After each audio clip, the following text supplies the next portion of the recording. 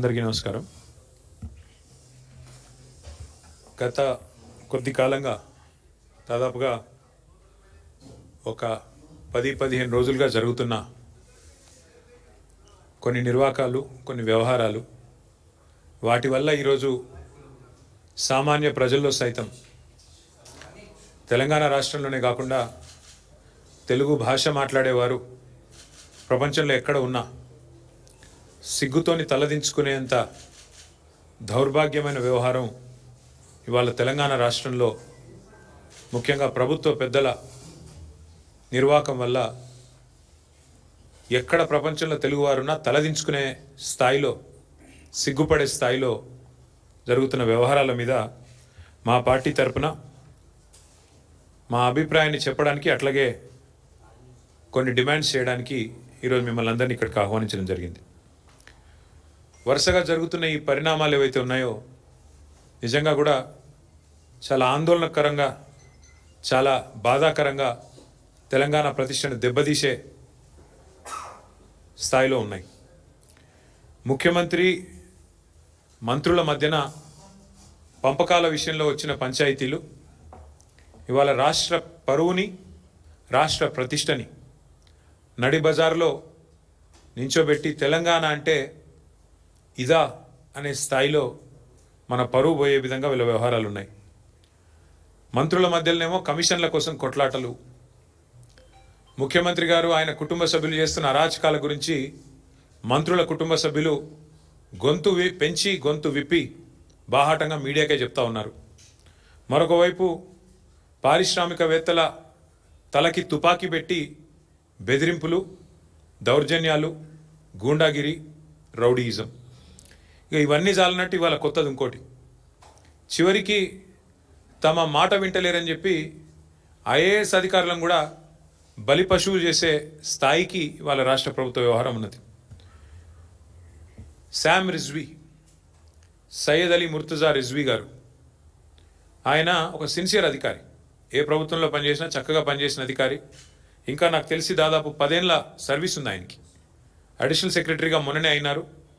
అంతా బాగుంటే ఈ దౌర్జన్యాలు, దుర్మార్గులు ఇట్లాంటి వాళ్ళు లేకపోతే ప్రభుత్వాన్ని నడిపే వాళ్ళకి సోయి ఉంటే బహుశా క్యాబినెట్ సెక్రటరీ స్థాయిలో, అంటే భారతదేశంలోనే అత్యున్నత స్థాయి ఒక ఐఏఎస్ అధికారికి క్యాబినెట్ సెక్రటరీ, ఆ స్థాయికి పోయే అవకాశం ఉన్న అధికారి సయ్యద్ అలీ ముర్తుజా రిజ్వీ. అట్లాంటి రిజ్వీ గారు ఒక నిజాయితీపరుడైన అధికారిగా ఆయనకు పేరుంది. అట్లాంటి రిజ్వీ గారు కూడా ఈరోజు దాదాపు 10 ఏళ్ల సర్వీస్ ఉండగానే వాలంటరీ రిటైర్మెంట్ తీసుకునే స్థాయికి వచ్చింది. దౌర్జన్యాలు, దుర్మార్గాలు, అరాచకాలు అంటే ఎంత దరిద్రంగా ఈ ప్రభుత్వం నడుస్తున్నదో, ఎంత నికృష్టంగా ఈ ప్రభుత్వంలోని మంత్రులు, ముఖ్యమంత్రి యొక్క వైఖరి ఉందో దాన్ని బట్టే చెప్పొచ్చు. ముఖ్యమంత్రి గారి అల్లుడికి ఓ టెండర్ కావాలంట ఎక్సైజ్ డిపార్ట్మెంట్లో, మంత్రి గారి కొడుకేమో ఆయన కాకుండా ఇంకెవరికో ఇవ్వాలంట. సో ఇద్దరు పంచాయతీ అన్నమాట. ముఖ్యమంత్రి గారి అల్లుడు, మంత్రి గారి కొడుకు. 500 కోట్ల టెండర్ పంచాయతీ ఇది. ఈ టెండర్ పంచాయతీలో మధ్యలో నలిగిపోయిన రిజ్వీ గారు ఇవాళ 10 సంవత్సరాల తన సర్వీస్ను వదులుకొని నాకు వద్దు ఈ దౌర్భాగ్యపు ప్రభుత్వం, ఈ దౌర్భాగ్య పరిస్థితి అని చెప్పి రాజీనామా చేసి వారు వాలంటరీ రిటైర్మెంట్ పెట్టుకొని తప్పుకునే పరిస్థితి వచ్చింది. వాలంటరీ రిటైర్మెంటు ఆయన పెట్టుకుంటే, అప్లికేషన్ పెట్టుకుంటే, ఇది బయటికి ఎట్లా వచ్చింది వ్యవహారం మొత్తం కుంభకోణం అంతే. మంత్రి గారు జూపల్లి కృష్ణారావు, ఎక్సైజ్ మంత్రి, ఆయన ఈ ఉత్తరం రాసిండు. ఏమని? ఈయన అధికారి, ఐఏఎస్ అధికారి గారు పెట్టుకున్న వాలంటరీ రిటైర్మెంట్ను ఆమోదించవద్దు, ఆయన మీద ఎంక్వైరీ చేయాలి, నేను చెప్పినట్టు ఇనలేదు, ముఖ్యమంత్రి చెప్పినట్టు విన్నాడు, ఆయన అల్లునికి వచ్చింది, నా కొడుకు రాలేదు అని చెప్పి ఆ అధికారి మీద కక్ష తీర్చుకోవడానికి మంత్రి గారు రాసిన ఉత్తరం అధికారిని చివరికి తన వాలంటరీ తీసుకునే, రిటైర్మెంట్ తీసుకునే పరిస్థితి తెచ్చింది. తప్పుడు పనులు చేయమని అధికారులను ఈ రకంగా వాళ్ళని అవమానిస్తూ చివరికి వాళ్ళు విలువైన ఐఏఎస్ అంటే, ఐపీఎస్ అంటే ఈ భారతదేశంలో అత్యున్నత స్థాయిలో ప్రభుత్వంలో ఉండే కొలువులు, మరి వారిని కూడా ఈ రకంగా వేధించి మంచి అధికారులను కూడా పారిపోయేటట్టు చేసే ఒక అరాచకపు దండుపాలెం ముఠా అని మొన్న హరీష్ రావు గారు అంటే దాని మీద 1-2 మంత్రులు మాట్లాడినారు. ఎస్, ముమ్మాటికి ఇది దండుపాలెం ముఠానే. ఈ రాష్ట్రాన్ని నడుపుతున్నది దండుపాలెం ముఠానే. దానికి నాయకుడు రేవంత్ రెడ్డి. ఆయన నాయకత్వంలో ఇన్ని అరాచకాలు. మీరు ఆలోచన చేయండి. ఆయన చివరికి నేను ఈ మంత్రి ముఖ్యమంత్రి బాధ నాకెందుకని చెప్పి అధికారి తప్పుకొని పారిపోయే పరిస్థితి. పారిపోతుంటే ఆయన పారిపోనియొద్దు, నేను చెప్పినట్టు చేయలేదు కాబట్టి ఆయన మీద విచారణ జరిపించాలని ఇక మంత్రి గారు ఇంత పెద్ద ఉత్తరం రాసిండు. అంటే ఇంత అరాచకం ఈ ప్రభుత్వంలో ఈరోజు నడుస్తూ ఉంది. గతంలో కూడా మనం చూసినాం కాంగ్రెస్ ప్రభుత్వంలో. గతంలో ఉన్న కాంగ్రెస్ ప్రభుత్వంలో ఆనాడు కూడా ఇట్లాగే అధికారులు మరి అప్పుడున్న ప్రభుత్వాలు చెప్పినట్టుగా చేస్తే చివరికి వాళ్ళు జైలుకి పోయినారు. ఇప్పుడు కూడా నేను చెప్తా ఉన్నా, ఈరోజు అధికారంలో కాంగ్రెస్ ఉన్నది. ఈరోజు అధికారంలో ఉన్న కాంగ్రెస్ పార్టీ ఇష్టం వచ్చినట్టు ఏదైతే వ్యవహారాలు చేస్తున్నదో నేను అధికారులకు అపీల్ చేస్తా ఉన్నా, అధికారులకు విజ్ఞప్తి చేస్తా ఉన్నా. ఇవాళ రిజ్వీ గారు చివరికి వాలంటరీ రిటైర్మెంట్ తీసుకునే పరిస్థితి వచ్చింది. మీరు రేవంత్ రెడ్డో లేకపోతే ఇంకో మంత్రో వాళ్ళు చేసే అరాచకాలకు వత్తాసు పలికితే, వాళ్ళు చేసే అన్యాయాలకు మీరు అండగా నిలిస్తే తప్పకుండా మీకు కూడా శిక్ష తప్పదు. దయచేసి జాగ్రత్తగా ఉండండి అని చెప్పి అధికారులకు నేను విజ్ఞప్తి చేస్తా ఉన్నా. అట్లాగే మేము ఇంకో మాట కూడా నేను చెప్తా ఉన్నా, వాళ్ళ అధికారులు కూడా భయపడుతున్నారు.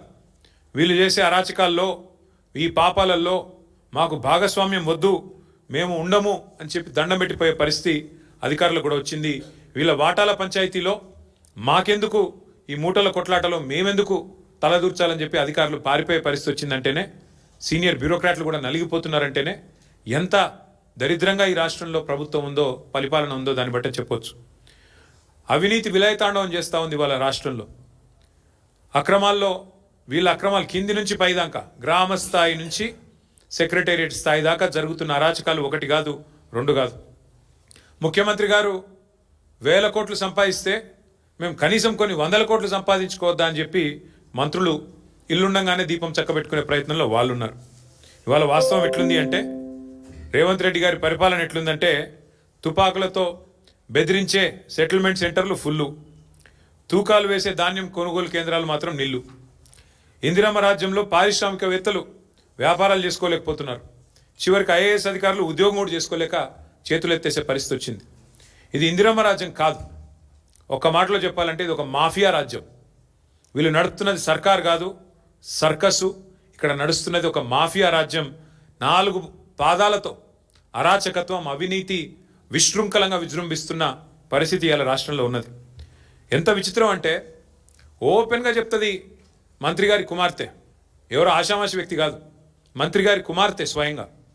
మా ఇంటి మీదకి పోలీసు వాళ్ళని రేవంత్ రెడ్డి పంపిండు, మా ఇంట్లో ఉన్న మా ఓఎస్డీని అరెస్ట్ చేయడానికి ప్రయత్నం చేస్తున్నాడు, ఎట్లా చేస్తారు నేను చూస్తా అని చెప్పి వారు ఆనాడు ఓపెన్గా ఎట్లా అరెస్ట్ చేస్తారు నేను చూస్తానని చెప్పి మంత్రి గారి కుమార్తె హుంకరిస్తే, మంత్రి గారు ఆ ఓఎస్డీ గారిని కారులో పెట్టుకొని తుర్రుమంటే అక్కడ ముందున్న పోలీసు వాళ్ళు చేతులు కట్టుకొని రక్షణగా నిలబడే పరిస్థితి, దుస్థితి తప్ప ఇవాళ ఈ రాష్ట్రంలో ఎంత అరాచకంగా ఉందో పరిస్థితి దాన్ని బట్టి చెప్పొచ్చు.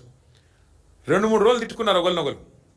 తిట్టుకొని మళ్ళీ సిగ్గు లేకుండా వాళ్ళకి వీళ్ళు షాలు కప్పుకొని, వీళ్ళకి వాళ్ళ షాలు కప్పుకొని, చేతులు కలుపుకొని, ఇద్దరు కలిసి ఏదో మిఠాయిలు పంచుకొని, ఇద్దరు కలిసి ఏదో ఒలింపిక్స్లో పతాకం గెలిచినట్టు మళ్ళీ ఒకరికొకరు జబ్బలు ధరుచుకొని బాగుందని చక్కగా ఫోటోలు దిగి ఇంటికి పోయినారు. ఏం ఉద్ధరించారని ముఖ్యమంత్రి గారికి శాలువా కప్పి సన్మానం చేస్తున్నారు పిసిసి ప్రెసిడెంట్ గారు. కొండా సురేఖ గారిని తీసుకెళ్లి చేతుల్లో చేతులు కలిపి మిఠాయిలు తినిపించి ఏం పొడిచారు మీ ఇద్దరు కలిసి? ఏ కారణం చేత ఇవాళ మీ సెటిల్మెంట్లకు దానికి అందమైన కలర్ పూసి అంతా సమస్య పోయింది, టీ కప్లో తుఫాన్ అని చెప్పి ఏం చేస్తున్నారు మీరు అసలు ఈ రాష్ట్రాన్ని? మీరు 4 సెట్టింగ్ చేసుకోవడానికి, సెటిల్మెంట్లు చేసుకోవడానికి అది ముఖ్యమంత్రి ఇల్లా లేకపోతే సెటిల్మెంట్లు అడ్డానా? నాకు అర్థం కాదా. జూబ్లీ హిల్స్ కొంప ఇదేదో ఇంటి పంచాయతా, కేవలం ఇంటోళ్ళ పంచాయతా, లేకపోతే కూర్చొని మాట్లాడుకొని శాలువాలు కప్పుకొని స్వీట్లు తినిపించుకోనికే? మేము అడిగేది ఒకటే ఈరోజు, ఇది మాఫియాను మించిన అరాచక పర్వం. ఈ అరాచక పర్వం ఇట్లా జరుగుతుంటే ఏం చేస్తున్నారండి పోలీసు వాళ్ళు? ఏం చేస్తున్నారు అసలు శివధర్ రెడ్డి గారు, ఆయన పోలీస్ బృందం? నేను అడుగుతున్నా, ఇవాళ ప్రభుత్వ పెద్దల వాటాల్లో తేడాలు వచ్చి రోడ్డెక్కి కొట్టుకునే పరిస్థితి వస్తే, పారిశ్రామికవేత్తల తలకి తుపాకీ పెట్టే పరిస్థితి వస్తే, చివరికి ఐఏఎస్ అధికారులు రాజీనామా చేసి పారిపోయే పరిస్థితి వస్తే ఏం చేస్తున్నది ఈ రాష్ట్రంలో పోలీస్ యంత్రాంగం? నేను అడుగుతా ఉన్నా. కొట్లాడి తెచ్చుకున్న తెలంగాణను కొల్లగొట్టే ప్రయత్నం చేస్తుంటే, ఆ ప్రాసెస్లో కొట్లాటలు అవుతుంటే ఏమి ఇక్కడ లేవా? మిగతా వ్యవస్థలన్నీ చచ్చిపోయినాయా, చచ్చుబడ్డాయా? ఇంత దారుణంగా ఉంటుందా పరిస్థితి? నీకింత నాకెంత, ఇది తప్ప ఈ రాష్ట్రంలో ఇంకో చర్చ ఉందా ఈరోజు? ఇంత అరాచకమా? ఒకసారి ఆలోచన చేయండి మీరు.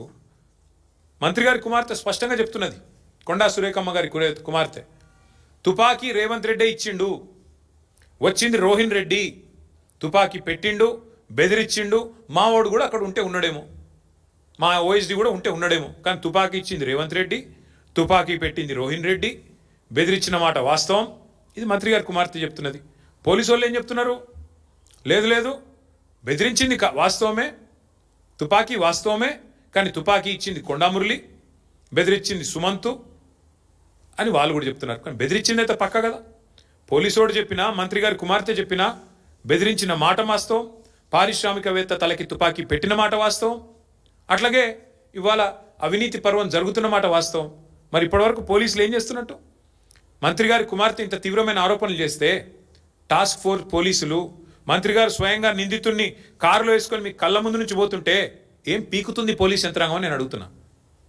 పెద్ద డైలాగులు కొట్టిండు కదా శివధర్ రెడ్డి రాగానే డీజీపీ, మాకు పింక్ బుక్ లేదు, రెడ్ బుక్ లేదు, కాకీ బుక్. ఎక్కడ పోయింది ఇప్పుడు నీ కాకీ బుక్? కాకెత్తుకపోయిందా?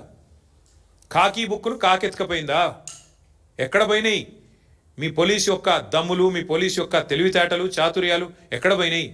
కాంగ్రెస్ కార్యకర్తల కంటే హీనంగా పనిచేస్తూ మా కార్యకర్తల మీద ఒక రీట్వీట్ పెడితేనేమో 20 రోజులు జైల్లో పెట్టిన పోలీసులు ఏం పీకుతున్నారు ఇప్పుడు నేను అడుగుతున్నా.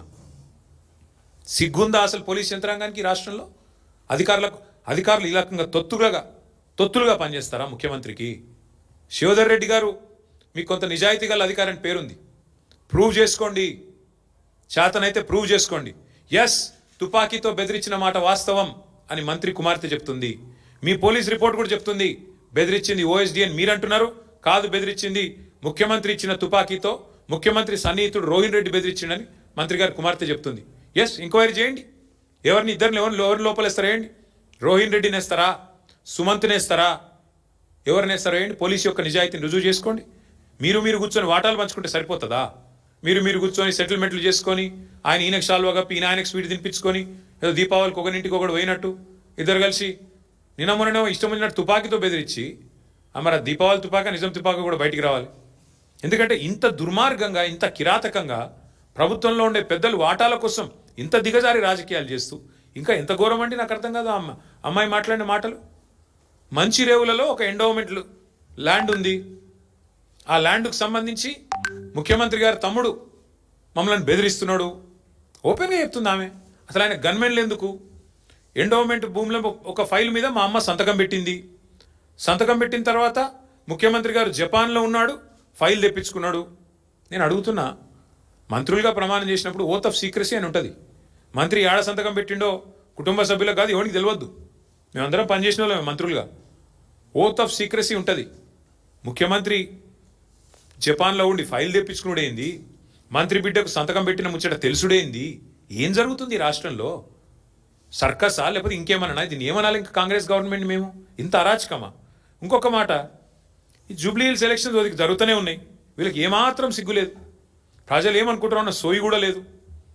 ఇక్కడ ఇట్లా రౌడీ ముక్కలు ఇక్కడనేమో తుపాకులు పట్టుకొని వీళ్ళు తిరుగుతారు, పారిశ్రామికవేత్తలకు తుపాకులు పెడతారు. ఇంకో దిక్కేమో ఊరేగింపులు తీస్తున్నారు సిగ్గు లేకుండా, రౌడీలను గుండాలను వేసుకొని ఊరేగింపులు. ఇదేనా మీరు ఏం మెసేజ్ ఇద్దాం అనుకుంటున్నారు దేశానికి, రాష్ట్రానికి? ఇంతమంది పెద్ద పెద్ద రౌడీ ముక్కలు వేసుకొని ఊరేగింపులు తీసి హైదరాబాద్లో ట్రాఫిక్ని స్తంభింపజేసి ఏం చేద్దాం అనుకుంటున్నారు ఈ రాష్ట్రాన్ని? కేసీఆర్ గారు ముందే చెప్పినారు, వడ్డిచ్చిన విస్తార్ లాంటి రాష్ట్రం కుక్కలు చెప్పిన విస్తార్ చేస్తారు కాంగ్రెస్ గెలిస్తే అని. ఇవాళ ప్రజలకు అర్థమవుతుందని నేను అనుకుంటా ఉన్నా. చూడండి ఏం జరుగుతున్నదో, ఎంత అరాచకం జరుగుతున్నది.